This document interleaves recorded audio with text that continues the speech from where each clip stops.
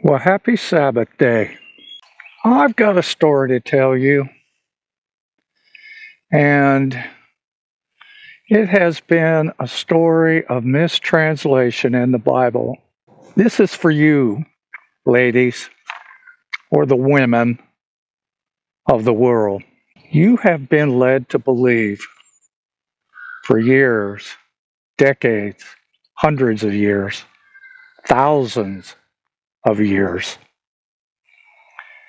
that you were created from a rib. That's a mistranslation. In order to understand how this mistranslation came about, I'm going to have to introduce you to some Hebrew words and their definitions, Latin, and Greek. So, let's start off with the first Hebrew word. The first Hebrew word is Zela. Zela represents side. It doesn't represent rib, it represents side. And Zela is used 41 times in the Hebrew Bible. And each occurrence of this word represents side or structural side, except for one.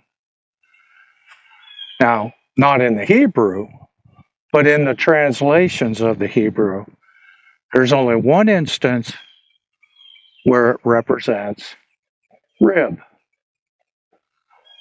That's a mistranslation. And this mistranslation started, well, it started with the Greek word, not pretty subtle. It was a subtle translation, but the Latin translation sealed it. So the Latin translation sealed it. And then, of course, from Latin to English, sealed it. Let me give you some examples of where Zela is used. In Genesis 2:21, Zela, or the full structural side of Adam. In Exodus 25, the side of the ark. Now, I'm not talking about Noah's ark, I'm talking about the Ark of the Covenant. In Exodus 26, Zela is used as a side of the tabernacle. In 1 Kings chapter 6, Zela is used to describe the chambers or the side chambers of the temple. In Ezekiel 41, the vision of the temple is described, of the future temple. In 2 Samuel 16, Zela is used to describe the side of a hill.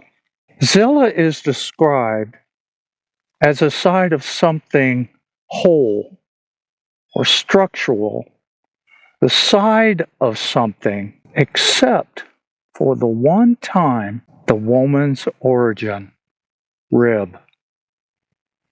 Now, not in the original Hebrew, but the later translations. I just want to make that clear. Hebrew was clear. The Hebrew language was clear. It's the translations from Hebrew and its path and its journey is what made this, if coin upon Greek tragedy in translations. So, in the origin of woman, reduced to a small bone, a derivative of the primary creation, Adam. Another Hebrew word you need to learn, or I'm going to explain to you, is yatsar. Yatsar is a potter's term to mean to form, to mold out of clay, out of dirt. Yatsar. Yatsar is a definition of creating Adam, formed from the dust, molded. Yatsar. Another word, Hebrew word, you need to understand is bana. Bana means to construct, to build, to architect. God did not yatsar or mold Eve like from clay. He built her like a temple, a magnificent masterpiece. Bana is a construction term, an engineering term. Solomon is described of building the temple using the word bana. Nehemiah, rebuilding the walls of Jerusalem, used the word bana. Cities and fortresses and temples use the word bana. God did not create Eve as an afterthought. Eve was a sacred construction crafted with the same divine care as the physical dwelling place or dwelling places of God. Holy in intention. Eve was not an afterthought. Eve was a masterpiece. Now let's talk about the parallels. There's a Hebrew word called tardema. Adam was put under a deep sleep, a supernatural sleep, tardema. Tardema is a noun, deep meaning deep sleep or trance, derived from the root radam, to sleep deeply. It appears exactly 7 times in the Old Testament, describing a supernatural or divinely induced state of lethargy rather than ordinary rest. Tardema is used to put Abram, later known as Abraham, into a sleep before God, making his eternal covenant with him. That's in Genesis 15. Tardema is a divine anesthesia, a sacred unconsciousness. When God put Adam in this sleep, he opened his side and brought forth a bride and closed the wound, and then God walks the bride to Adam and presents her to him. Now, let's look at some parallels between the first Adam and the second Adam, Jesus. Adam was in a death-like sleep. Jesus suffered death. Adam's side was open. Jesus' side was pierced. A bride is brought forth to Adam. The bride of Christ is now the new bride, which is called the church. Now let's talk about the how. How did all this come about? Well, around the 3rd century before Christ, a group of Jewish scholars in Alexandria, Egypt, one of the most ambitious translation projects in history, they set out to translate the Hebrew Bible into Greek. For the Jewish community at that time spoke Greek in their primary language. The result was called the Septuagint. This is what this translation of these scholars call it the Septuagint, translating from Hebrew to Greek. The Greek translators rendered the word zela as the Greek word plura. Plura can mean side, but it also carries anatomical overtones. It can refer to the side of the body, the area of the ribs. The meaning was still broad, but the seed of its narrowing was now planted. Then came Jerome in the 4th century. Jerome produced the Latin Vulgate that dominated Western Christianity for over 1,000 years. Jerome made the choice to use the word costa, which means rib. So when he translated from Greek plura to costa, now we have the word rib, which is what costa means. Specifically, a rib bone, not a side, not a half, a bone.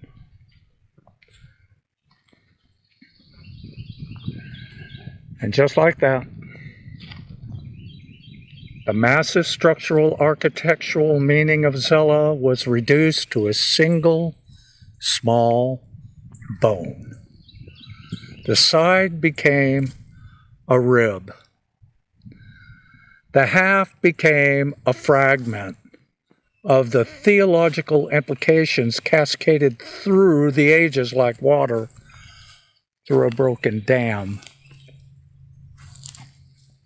When the English translators came along, men like Wycliffe in the 1330s, Tyndale in the 1520s, and then the King James translators in 1611, they were all extraordinary scholars.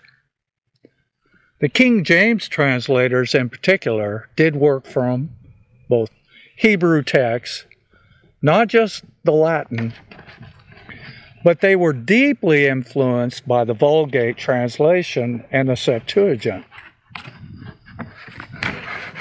The word rib had been established for over 1,000 years.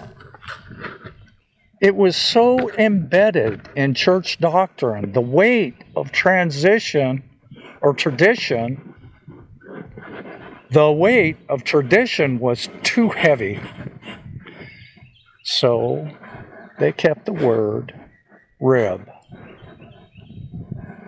Even though they knew this was a mistranslation, tradition dictated that by changing the word to its proper and corrected form would mean changing the Bible. And the consequences could be great, both politically and theologically. The beautiful and sacred grand architectural term had now been reduced to one small bone. In Genesis 2:18, God says something remarkable. He says, "It is not good for man to be alone. I will make him a helpmate for him." In Hebrew, the phrase is ezer kenegdo. Now, these two words, ezer, means helper, rescuer, or strong support, a term used 21 times in the Hebrew Bible, 16 of which refer to God as a mighty deliverer or warrior, indicating a role of power rather than subordination. Kenegdo translate to corresponding to him, opposite him, or face to face, signifying an equal counterpart or mirror image who stands alongside the man, distinct yet matching in essence. Who else is like that? Well, the Father in his beloved son. They're kenegdo.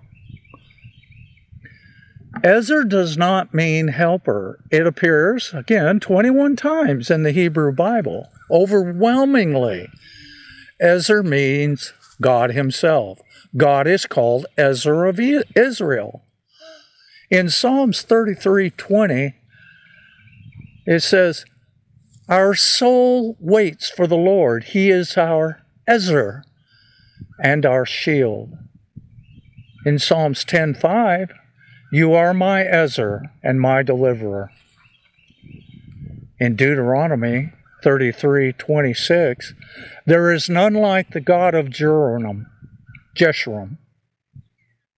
who rides a heaven to your Ezer. Exodus 18:4, Moses names his son Eliezer, which means, my God is Ezer. Kenegdo means corresponding to, facing, equal, and opposite. Literally means like what is in front of him, not behind him, not beneath him, in front of him. A mirror, a match, an equal counterpart standing face to face. So when God says he will make an Ezer Kenegdo for Adam, he is not saying he will make a helper. He is saying he will make a powerful rescuer, a saving strength, a force that corresponds to him, that faces him, that matches him as an equal. As an equal. A mirror. Eve was not designed to stand behind Adam. She was designed to stand facing him, eye to eye, strength to strength, side to side, and there is that word again, side to side, Zella to Zella. When the translators began their translation projects, you have to understand they brought their world with them. They brought their world with them when they translated.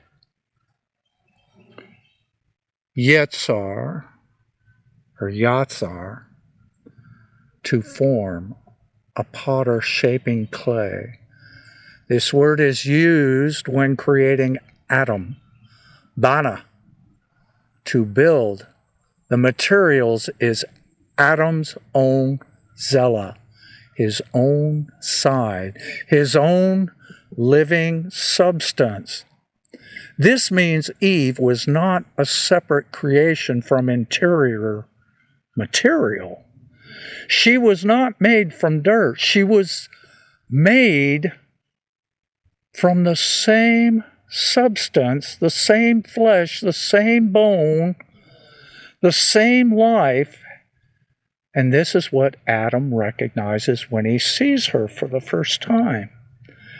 And the first recorded words of a human is from Adam.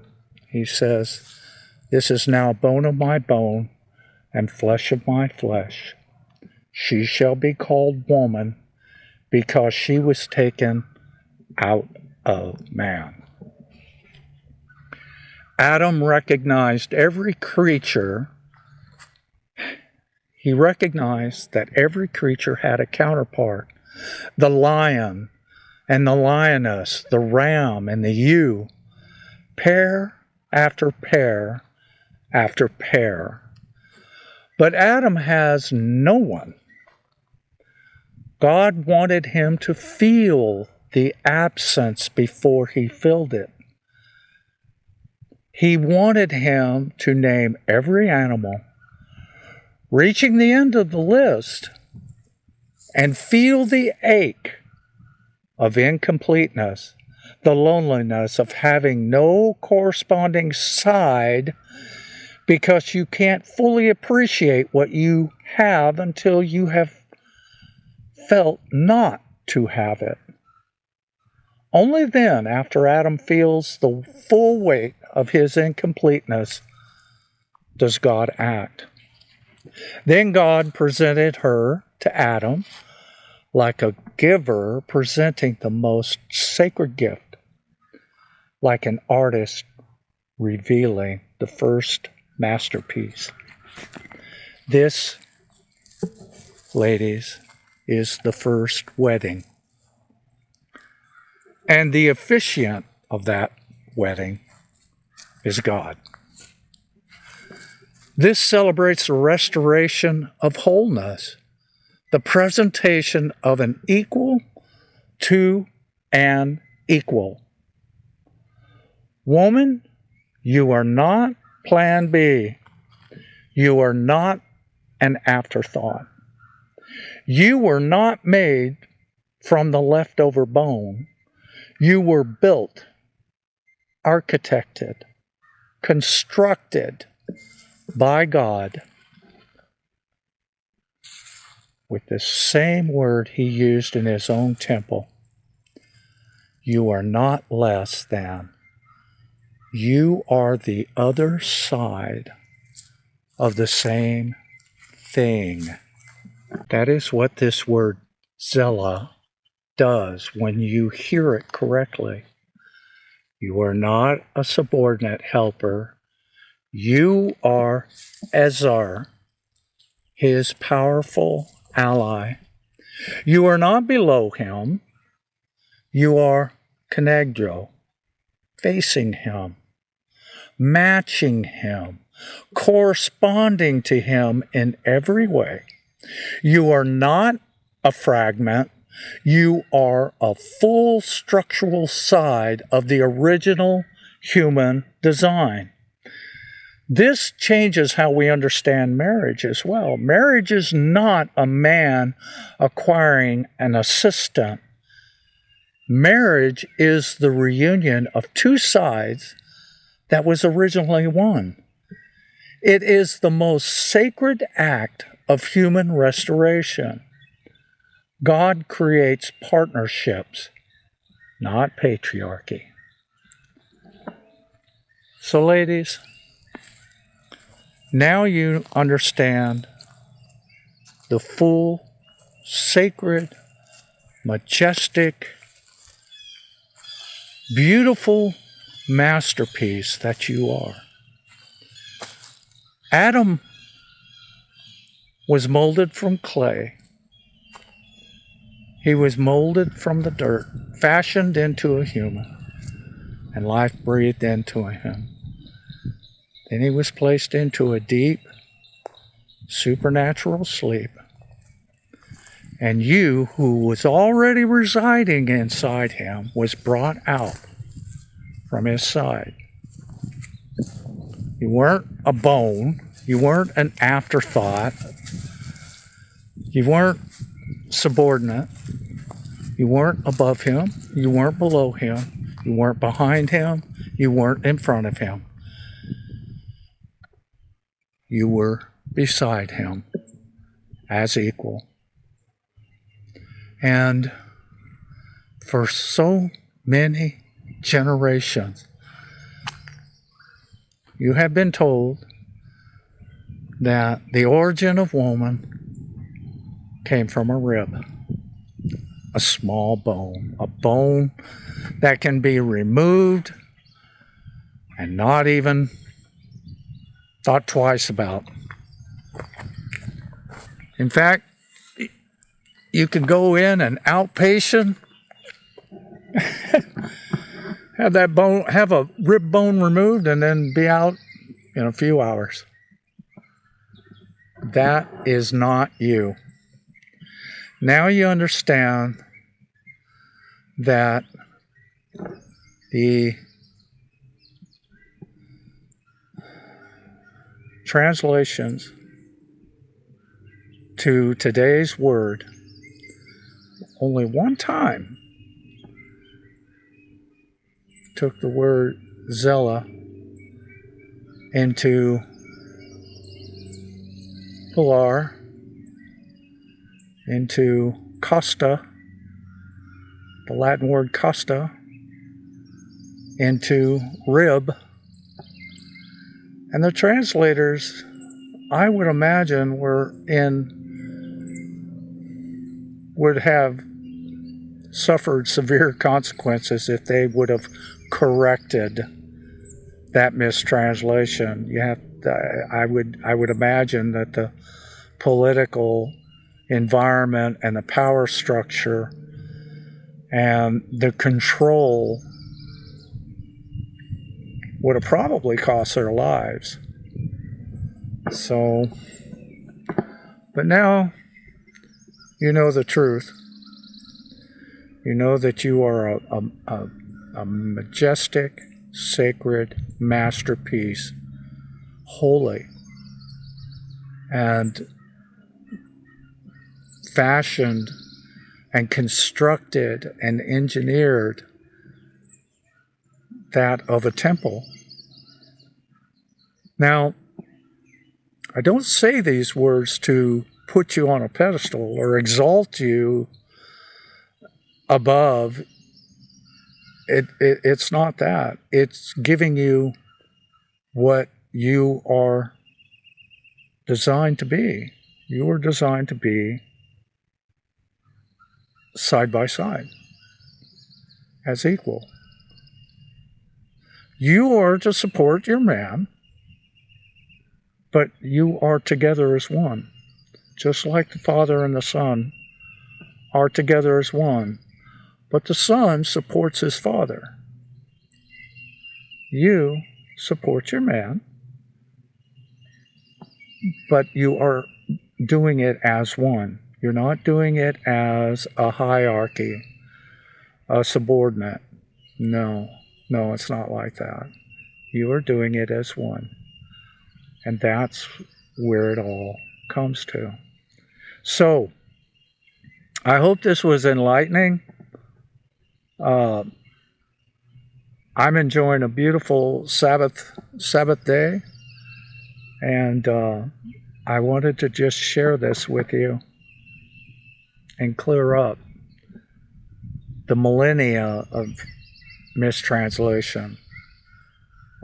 A lot of people won't touch this, but I'll touch it and bring it to your attention. This does not mean that you can weaponize this. It just corrects the story. It corrects the translation. That's all it does. Have a blessed day, and may your path glorify the Father.